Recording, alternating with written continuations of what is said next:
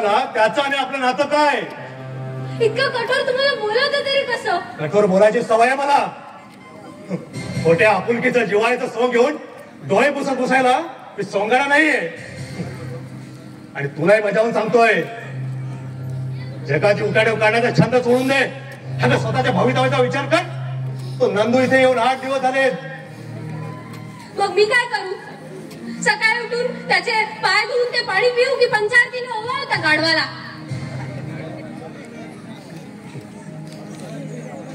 मला तुझा निर्णय हवाय. लवकरात लवकर कुठल्याही पद्धतीने, वैदिक किंवा रजिस्टर, तू म्हणशील त्याप्रमाणे तर नंदू बरोबर लग्न लावून देण्याचं ठरवलंय मी. आणि हो, आजच त्याच्या बापाला फोन लावून बोलावून घेणार आहे मी ते. का? माझ्या निर्णयाची गरज नाहीये का? तुझा होकार असेल तर तू सांगशील तेवढे दिवस थांबायला तयार आहे मी. पण हा, जर का माझ्या विरुद्ध तुझा निर्णय असेल तर अंगावरल्या वस्त्रानेशी घराबाहेर पडावं लागेल तुला. माझ्या विरोधात तू म्हणता, जोपर्यंत तुझ्याशी लग्न करण्याची हिंमत करेल त्याला त्याची किंमत मोजावी लागेल. जिवंत राहणार नाही तो. अशा तऱ्हेनं माझ्या आयुष्याची होळी पेटून माझं आयुष्य उद्ध्वस्त करण्यापेक्षा मला गळा दाबून मारून का टाकत नाही तुम्ही? माझे शब्द मातीमोल होण्याची वेळ आली तर पोटची पोर न म्हणवतात तोच निर्णय घ्यावा लागेल मला.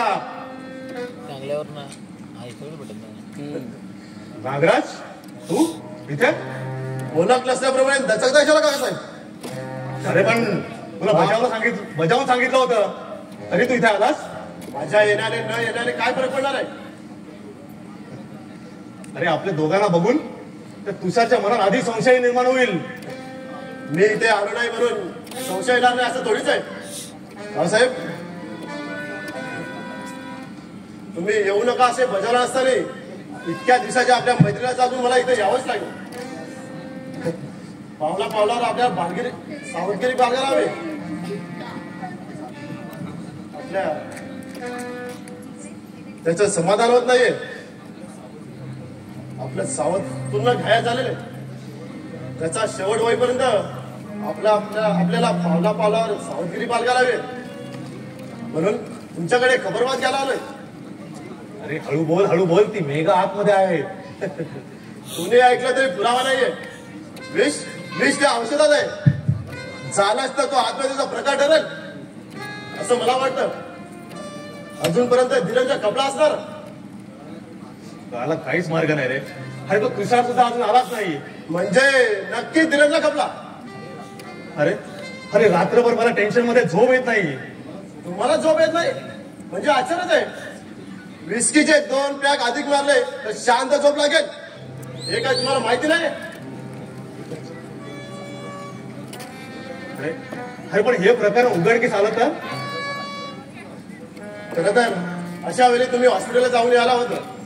खोटी का होईना सहानुभूती दाखवली असती तर संशय आला नसता. पण मला या प्रकरणाची आता अधिकच भीती वाटायला लागली बघ. तुम्हाला कसली भीती? तुमच्या मार्गातले सगळे डोंगर आडवे केले त्या नागराजने. पाठीवर ते दगड धोंड्याना सहज फेकून जाईल. तुम्ही मात्र आपल्या दोस्तीचा इमान राखून माझ्या कामगिरीबद्दल योग्य तो मोबदला द्यावा. अरे दिल्या वचनाचा, बोलल्या शब्दाचा पक्का आहे मी. मला खात्री आहे त्याबद्दल.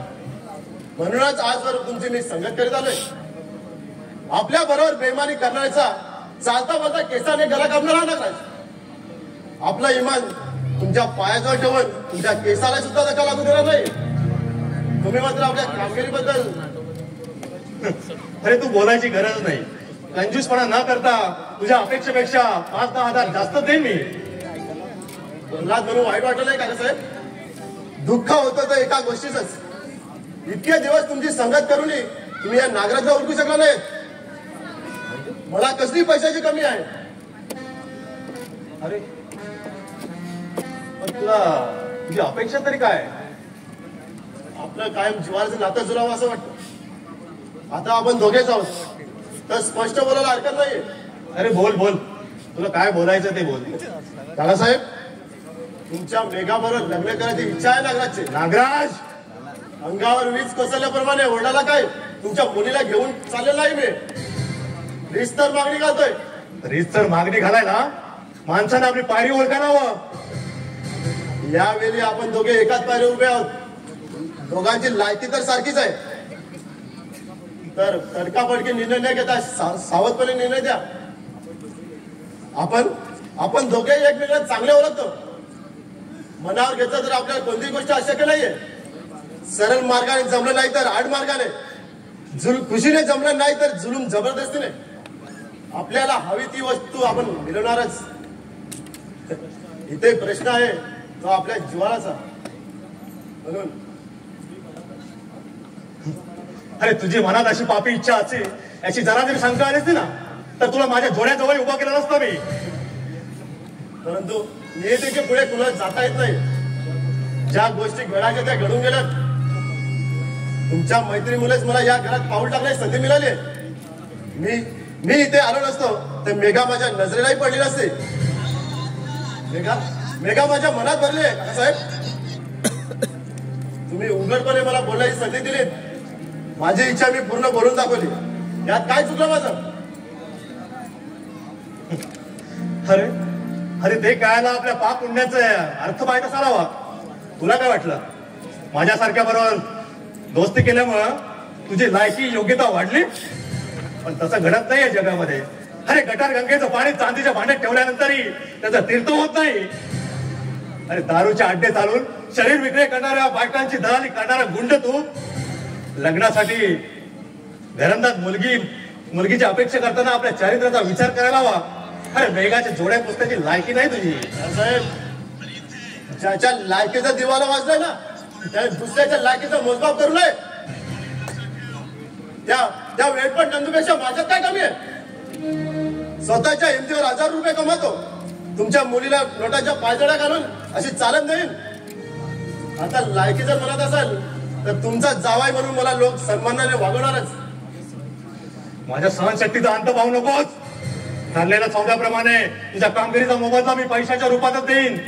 आणि हो यापुढे हा विषय माझ्या समोर काढायचा नाही. लक्षात ठेव. तुमचा निर्णय घ्यायची मला घाई नाहीये. शांतपणे आपल्या सगळ्या भवितव्याचा विचार करून द्या. माझा चालायला घेतो पण माझा निर्णय बदलणार नाही. तर निर्णय तर तुम्हाला बदलावाच लागेल काकासाहेब.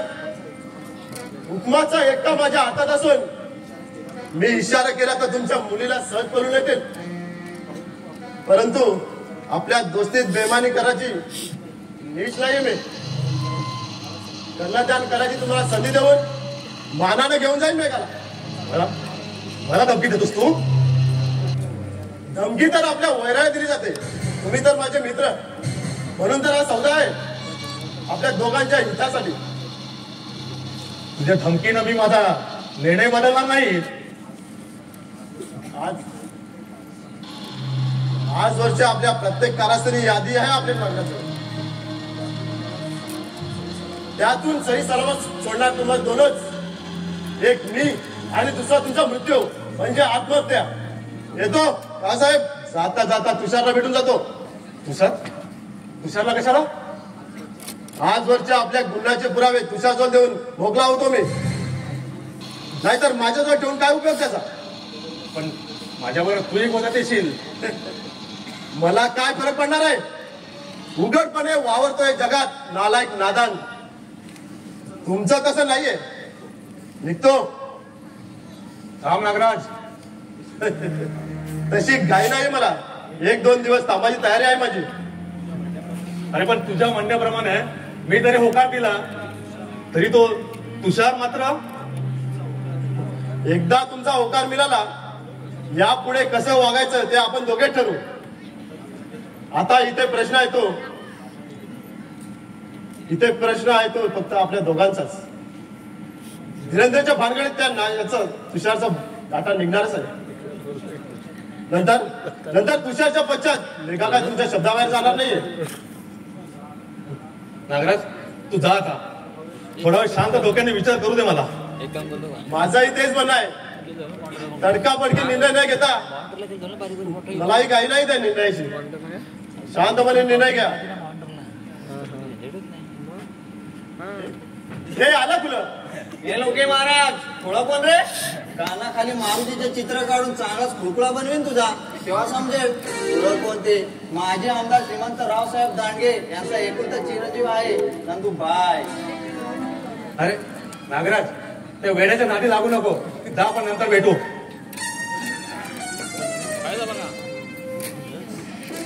माझे भावी सासरे असून तुम्ही मला वेडा म्हणताय? वेडा नाही तर काय एवढा म्हणून तुला? आपल्या भावी जावयाला तुम्ही बेवडा म्हणताय? तुझ्यासारख्या दारोड्याला माझी पोरगी द्यायची काय नाही याचा विचार करावा लागेल मला. अचानक तुमच्या विचारात बदल झालेला दिसतोय. माझ्यासारख्या बकऱ्याऐवजी एखादा गेंडा तुमच्या तावडीत सापडला की काय? अरे मूर्खासारखा काल दारू पिऊन आला होतास तू. मूर्खासारखे नव्हे, शहाणी माणसं दारू पितात. 1.5 शाण्याप्रमाणे मी दारू प्यालो नाही. कुठं म्हटलंय मी? राजकारणाप्रमाणे पावला पावलावर खोटं बोलणं आपल्या रक्तात बसत नाही. अहो, इतकी सुंदर मुलगी आपली पत्नी होणार, त्या खुशी खातर बाटली ती बाटली प्यायलो, त्यात बिघडलं कुठे?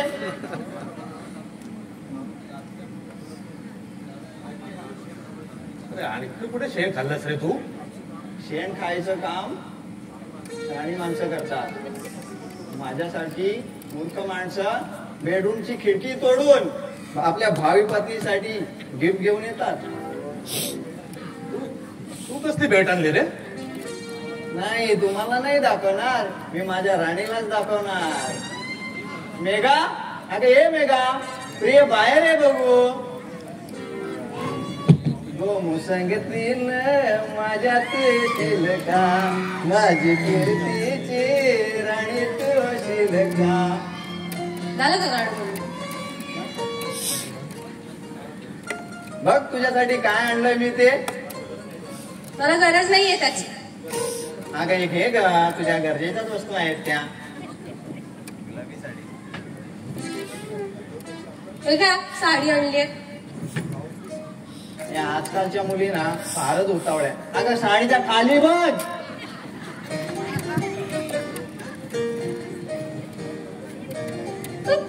डोकं फिरलंय का या माणसाचं? हे काय आणून दिलंय? माझं डोकं एकदम ठिकाण्यावर आहे, म्हणून तर त्या नाक्यावरच्या साई दुकानदाराला 10 वेळा बजावून सांगितलं आहे.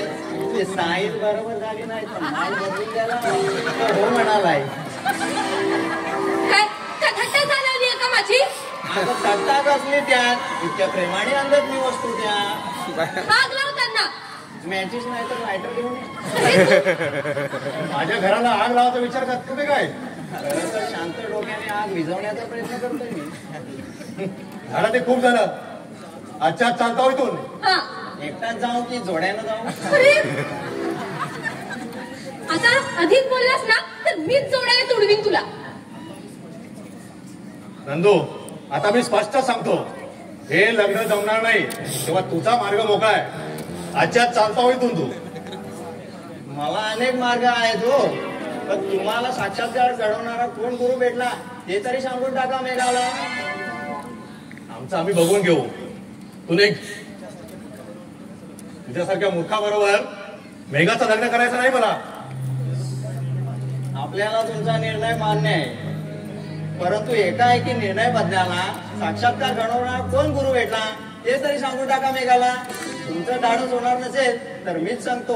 बाई साहेब, तुमच्या या पप्पांच्या मित्रानं म्हणजे त्या नागराजनं तुम्हाला मागणी घातली आहे. पप्पा, नंदू म्हणतोय ते खरं आहे. ते कुठल्या तोंडाने सांगतील तुला? मला आता स्पष्टच बोलायला हरकत नाही. मला काही ऐकायचं नाही तुझं. तुम्ही ऐकलत नाही तरी पण मला सांगायलाच लागेल. तुम्हाला वाटलं असेल मेघा बरोबर लग्न करण्यासाठी मी इतक्या लांबून इथवर आलोय, पण तसं काही नाही. तुमच्याप्रमाणे खरं करणारं आपलं तेच. माझ्या पप्पांच्या समाधानासाठी मला इथं यावं लागलं. तुमच्या मुलीला काही सोनं लागलेलं नाहीये. जर आमची तयारी असती तर तू मेघाबरोबर लग्न केलं नसतंस. मला जर मेघा बरोबर लग्नच करायचं असतं तर असं वेळ पांघरून इथे वावरला नसतो. तुम्हाला काय वाटलं हा नंदू खरोखर वेडा आहे? मेघाने स्वतःहून माझ्याशी लग्न करायला नकार द्यावा म्हणून नाटक करीत होतो मी. मग ते दारूचं प्रकरण? ते सगळं सोंग होतं. सुगंधी सुपारी तोंडात टाकली होती, त्याचाच तो वास होता. अच्छा. आमच्या गावातल्या एका सुंदरीवर माझं प्रेम आहे. काकासाहेब, हे तरुण वयात असं असतं. ही लाया गती पे तो परी क्या चीज आहे. त्या गाडवीने बरोबर तुला लग्न करायचं होतं, मग ते आधी सांगायला तुझी दातकिळी बसली होती काय? तुमची दातकिळी उघडी असताना तुम्ही का खरं बोलला नाहीत? तुमची ही लफडेबाज पोरगी माझ्या गळ्यात बाजू बघत होतात. उद्या ही जर कुणाचा हात धरून पळाली असती तर लोक काय म्हणाले असते, हा नद्या पावली कम आहे म्हणून याची बायको पळून गेली. मेघा बरोबर बोलायला, मेघा बद्दल असं बोलायला काय केलं तिने असं? ती कुठे शेण खायला जाते मला काय विचारता? अहो बिचारीची आई नाही, तेव्हा बाप म्हणून तुमचं लक्ष हवं होतं तिच्याकडे, परंतु तुम्हाला कुठे वेळ आहे लक्ष द्यायला? तुम्ही स्वतःच लफडेबाज. आता बघत बसा तुमच्या नंद्या. वाजवतो ते मी. चाला लाग इथून. धक्के मारून अकललं तरी जाणार नाही. मेघाचं लग्न कसं करतात तेच बघतो मी. तुमच्या आबरूचा पंचनामाच करतो. मला बसवता काय? बघ बघ, तुझ्यामुळे हा नंद्या आपल्या आबरूचा दंका फिरवणार, वाजवणार. तिच्यामुळे नाही, तुमच्यामुळे. माझ्या तिने योग्य तेच केलं. मी इथून पळून जावं म्हणून खूप नाटक केलं तिने. अरे हात जोडतो मी तुझ्या पुढे, जा एकदाचा इथून. पाय धरून विनवणी केली तरी जाणार नाही. तुमच्या कारस्थानाचा स्फोट करूनच जाणार आहे मी. नंदू, आमच्या घरच्या गोष्टीमध्ये नाक उपडण्याची तुला गरज नाहीये. अहो त्या नागराजने विषारी विळखा घातला तुमच्या भोवती आणि त्यातून सुटका करून घेण्यासाठी तुम्ही बिचारे मेघाचा बळी देऊ बघताय. तसं मी होऊ देणार नाही. मेघाचं लग्न उमेश बरोबर लावून देणार आहे. म्हणजे तू सुद्धा त्या चोरांच्या टोळीत सामील झालायस तर ठीक आहे, बघतो मी. आता तोड लपवण्याशिवाय दुसरं काय करणार काकासाहेब? मेघा, माझ्या बोलण्याचा राग आला असेल तर विसरून जा साहेब. अगं तुझं जसं उमेशवर प्रेम आहे तसं माझंही सीतावर प्रेम आहे. तू तुझ्या पप्पांच्या समाधानासाठी तर मी माझ्या पप्पांसाठी. आपण एकमेकाला फसवत होतो. तू वाट बघत होतीस की मी कधी तुला नकार देतो आणि मी वाट बघत होते काकासाहेब कधी मला आकलून देतील. पण म्हणतात ना, वाईटातून चांगलं घडतं हेच खरं. पण मला हे कळत नाही, त्या नागराजने तुला मागणी घातली असताना काकासाहेब शांत का बसतात? यामागे नक्कीच काहीतरी गोड बंगाल आहे, परंतु काकासाहेब आपल्याला सांगणार नाहीत.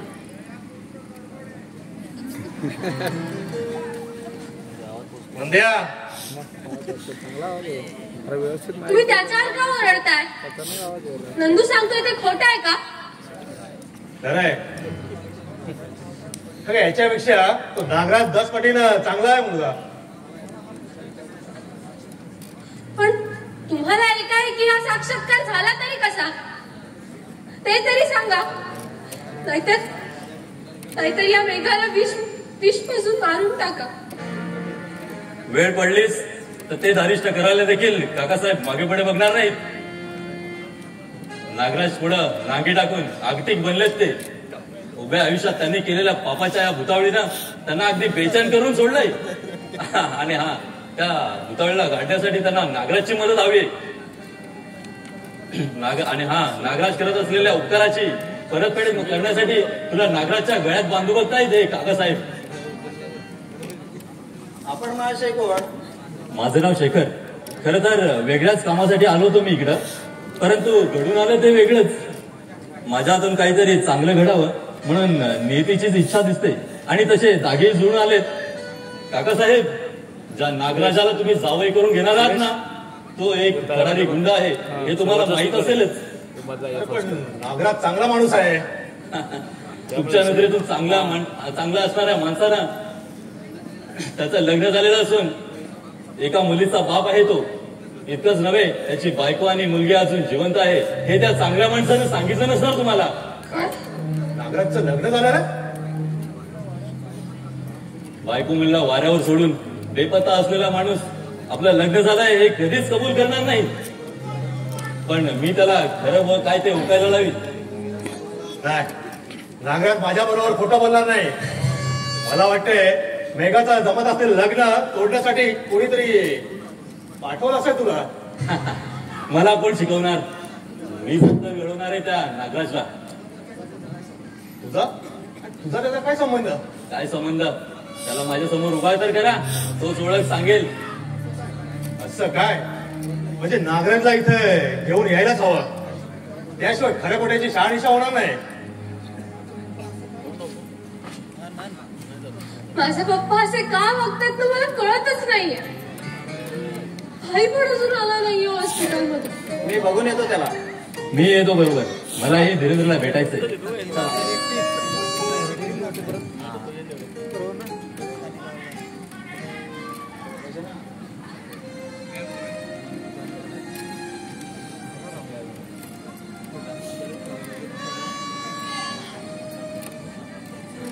अरे हे काय, तुम्हाला काय स्वप्न पडलं होते की काय, की आम्ही सगळेजण बाहेर जातो आणि एकट्या हिरोईन शिवाय घरात कोणीच नाही?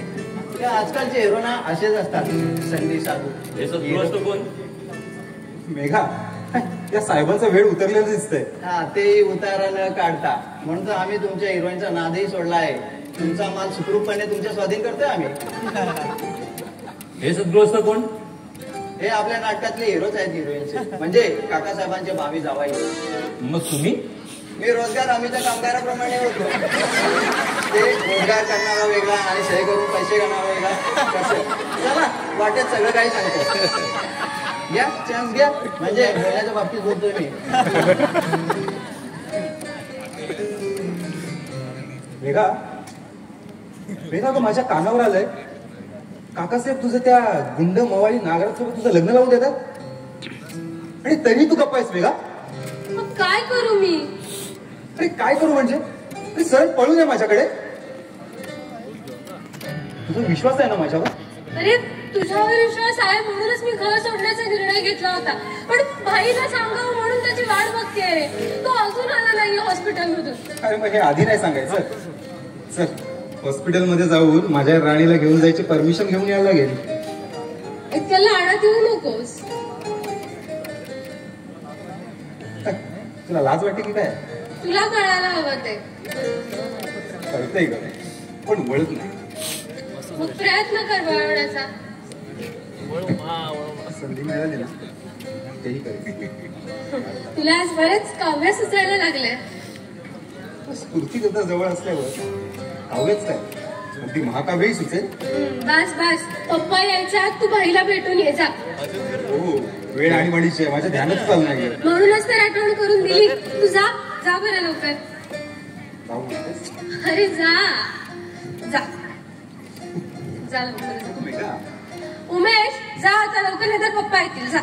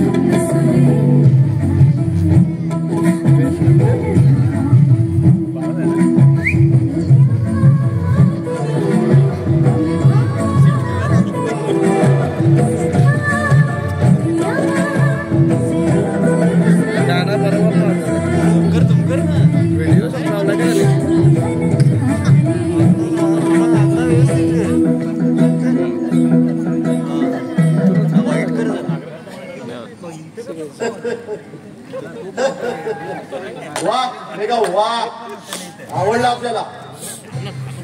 तू इथे अशी तोंड वाकडं करून उभी राहू नकोस. आता आपल्याला आयुष्यभर एक वेळ तोंड पाहावी लागणार आहे. काका साहेबांनी नक्की केलं आपल्या लग्नाचं. माझ्यासोबत लग्न करण्याची स्वप्न बघणाऱ्या हलकट माणसा माझी जोडे पुजायची पण लायकी नाहीये तुझी. माझ्या लायकीचं मोजमाप केल्यावर तू माझ्या बरोबर लग्न करणारे भाव आहे मला, परंतु जन्मदात्याच्या शब्दापुढे जाणार नाही तू, हे पण ठाव आहे मला. स्वतःच्या मुलीच्या आयुष्याचा सौदा करू बघणाऱ्या बापाला काडीची किंमत देत नाही मेघा. कितीही शिंग मारणारी गाय असले तिला दावं कसं लावायचं हे नागराजला पकड हवाय. तुषारबाईने शब्द ऐकले ना तर तुझी जी जाग्यावर ठेवणार नाही तो.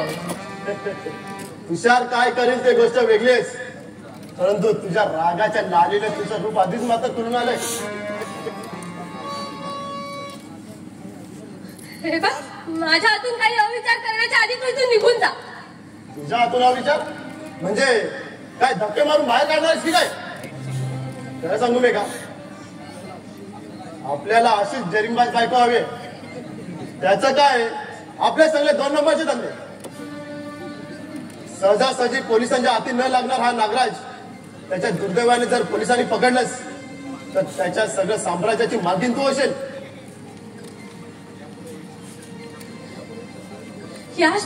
यापुढे शब्द जरी बोललास ना तर चपलेने तोड फोडीन तुझं. का तू किती रुद्राचं धारण केलंस ना तरी तुला मी सोडणार नाहीये. सोड माझा हात सोड.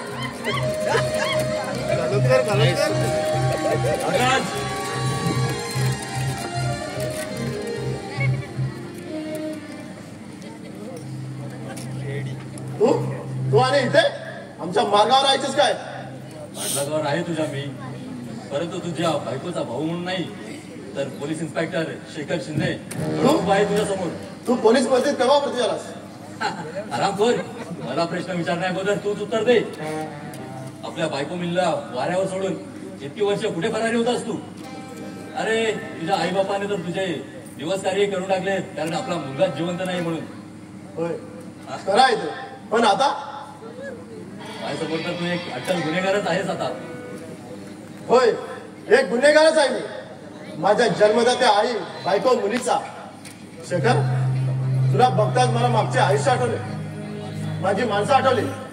होय आज 24 एप्रिल माझ्या लग्नाचा वाढदिवस.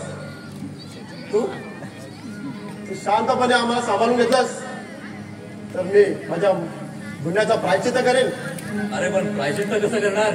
मेघाबरोबर लग्न करून? संधी मिळाली तर बायको मुलीला घेऊन सुखाचा संसार करेन. एका अट्टल गुन्हेगाराच्या शब्दावर विश्वास ठेवायला मूर्ख नाही मी. कुठल्याही नात्यापेक्षा कर्तव्याची जाणीव असलेला पोलीस इन्स्पेक्टर आहे मी. या काकासाहेब. पोलीस इन्स्पेक्टर तुम्ही माझ्या घरात? अहो गुन्हेगार जिथं दडी मारून बसतो ना तिथं जावं लागतं आम्हाला. तुमचं आणि तुमच्या या मित्राचं काही वर्षापूर्वीचं आयुष्य आठवून बघा का साहेब. व्यसनाच्या आहारी गेलेल्या तुम्हा दोघांच्या हातून असे अनेक गुन्हे घडले. त्यांपैकीच एक शिवरामचा खून. नशेत झालेल्या शुल्लकच्या बाचाबाचीतून ही घटना घडली आणि त्याचं प्रेत एका गुणपाटात भरून तुम्ही दूरवर फेकलंच. रातोरात ते शहर सोडून या शहरात पडून आलात तुम्ही आणि कुठलाही पुरावा मागे न सोडल्यामुळे तो खून पचला असं समजून निर्धास्तपणे या शहरात वावरू लागलात तुम्ही. परंतु आमच्या पोलीस खात्यानं ते प्रकरण बंद केलं नव्हतं. चौकशी सुरूच होती. ते प्रकरण माझ्या हातात येताच त्या शहरातील काही दुष्ट प्रवृत्तीच्या गुन्हेगारांची मी चौकशी केली आणि त्यात पुन्हा दोघांची माहिती मिळाली मला. पाठोपाठ तुमच्या गटात सामील असणारी ती पूनम भेटली. तिने दिलेल्या माहितीनुसार एक एक धागा जुळवत या शहरात आलो. मला बघताच या नागराजनं मला ओळखलं. परंतु मी एक पोलीस इन्स्पेक्टर आहे हे माहीत नसल्यामुळे तुम्ही दोघेही बेसावून राहिलात. अरे नागराज, हे साहेब तुझ्या बायकोचे भाऊ आहेत. अरे आपल्या आधीच्या प्रकरणापासून सगळी प्रकरणं मिटवायला सांगते ना. अरे तो धीरेंद्र अजून जिवंत आहे. नागराज, अरे नागराज तुझ्यावर विश्वास ठेवून फसलोय रे मी. काही काळजी करू नका साहेब, तुमच्या सगळ्या भानगडी मिटवतो मी. साहेब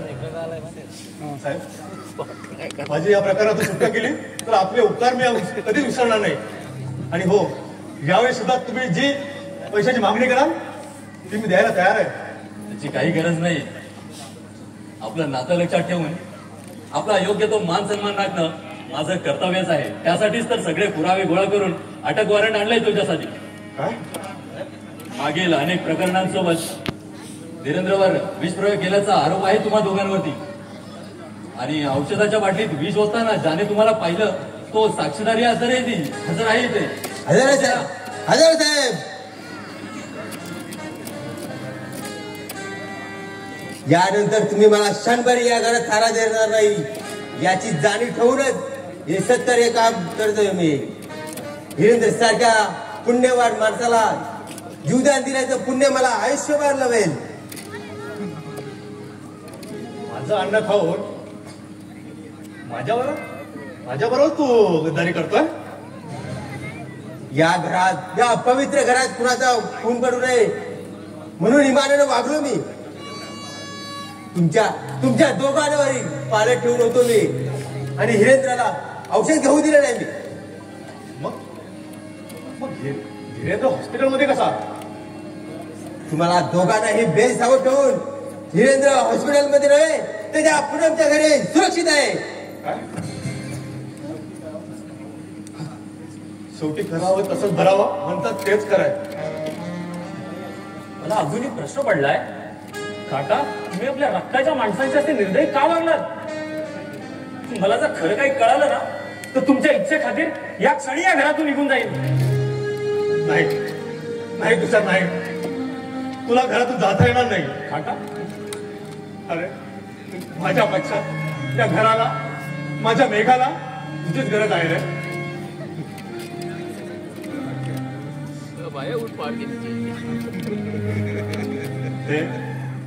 हे पोलीस इन्स्पेक्टर शेखर शिंदे. हो, माझी ओळख झाली त्यांच्याशी. ते नागराजचे मेवणे आहेत ना? तो साक्षी पुराव्यासहित आम्हा दोघांच्या गुन्ह्याची यादी केली आहे. असा कोणताही कायदा मला वाचू शकणार नाही. अरे तुषार, अरे मी असं का वागलो होतो याचा उत्तर हवाय ना तुला? अरे मी काय आणि नागराज काय, आम्ही दोघंही माणसंच. दोघांचं एका वागण्याचं कारण एकच आहे रे, मनाला पडलेला मोह. अरे मोहा दोन अक्षरी शब्द, परंतु माणसाचं उभं आयुष्यात नष्ट करण्याचं सामर्थ्य आहे शब्दामध्ये. स्वतःच्या मनावर ताबा नसणारी माणसं बाई आणि बाटलीच्या मोजात लवकर बसतात. क्षणिक मोहाच्या वेळ मनाला आवर घालून मोहाचे क्षण टाळण्याचा प्रत्येकाने प्रयत्न करावा. नाहीतर शेवटी आमच्याप्रमाणे गत होते रे. एकदा चक्रव्यूहात अडकलेला माणूस सहजासहजी बाहेर पडत नाहीये. तो त्यातून बाहेर पडण्यासाठी खूप धडपड करत असतो. एकदा तो अडकला तर त्यातून बाहेर येण्यास त्याला खूप कठीण जातं. त्यातून एखाद्यालाच बाहेर पडण्याचं यश मिळतं. मोहाच्या काटेरी झाल्यात अडकलेल्या माणसाला जगाची पर्वा नसते. तो आपल्या माणसांपेक्षा क्रूर बनत जातो.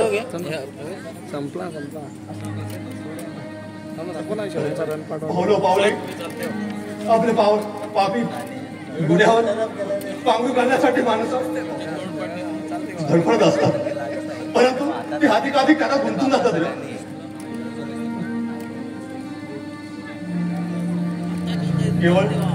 केवळ शुल्लकच्या कारणावरनं दारूच्या नशेत त्या शिवराम बरोबर आमचं भांडण झालं. पण रागाला डोळे नसतात हेच खरं. त्या रागाच्या भरात आमच्या हातून त्या शिवरामला मारहाण झाली आणि त्यामध्ये त्या शिवरामचा मृत्यू झाला रे. इन्स्पेक्टर साहेब, आम्हाला आमच्या गुन्ह्याची शिक्षा मिळायलाच हवी.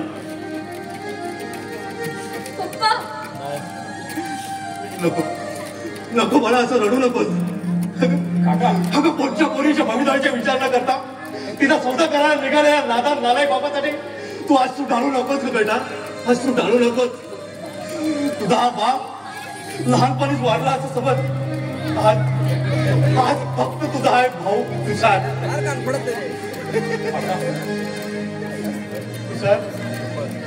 तुषार मला माफ कर. अरे भावाच्या पोराला आपला मुलगा मानून त्याच्यावर प्रेम करायचं असतं, पण पैशाच्या लोभापायी मी तुझ्या आई वडिलांशी नको ते वागलो रे. पण आज त्याचा प्रायश्चित्त मी करणार आहे. माझ्या पश्चात ते घर, ती मेघा त्यांचा सांभाळ करतो.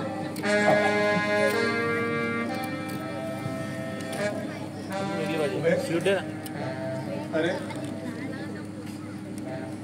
अहंकाराच्या नशेत असताना मी तुला नको ते बोललो, पण आज तुमच्या प्रेमाला माझ्याकडे संमती आहे. हे उमेश, जो पुढे मेघा, माझ्या मेघाची, माझ्या पाखराची काळजी घे. सुखानं संसार करा तुम्ही.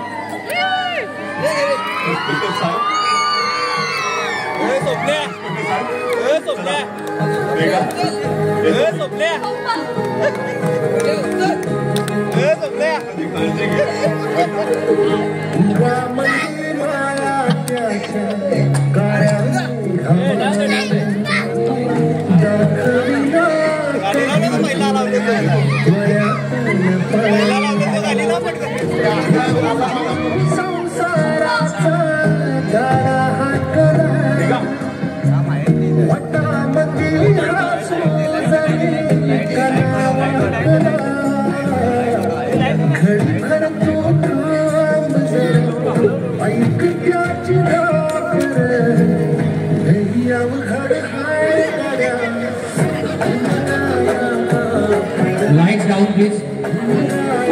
Blackout. Lights down. Please back out.